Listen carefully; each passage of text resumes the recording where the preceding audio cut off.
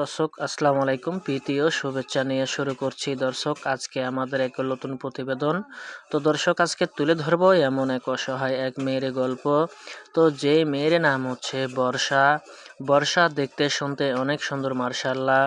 বর্ষার বয়সটা আছে 18 বছর। বর্ষার ঠিকানাটা শেরপুর। তো বর্ষার ফ্যামিলিতে বর্ষার নিজের বাবা মা নাই। তো বর্ষা ছোট থেকে বড় হয়েছে তার নানির কাছে। তো তার নানিরও খুব অভাবী সংসার, তার নানিও কোনো কাজকর্ম করতে পারে না, বাসায় থাকে, বাসার কোনো মতন রান্নাবান্না করে। তো বর্ষা তার নানির মুখের দিকে দেখা পাশের এক বাড়িতে থেকে বাসা বাড়িতে কাজ করে। তো বর্ষা যতক্ষণে আনে ততক্ষণে খায়। তো বর্ষাকে দেওয়ার মতন কোনো মানুষ নাই।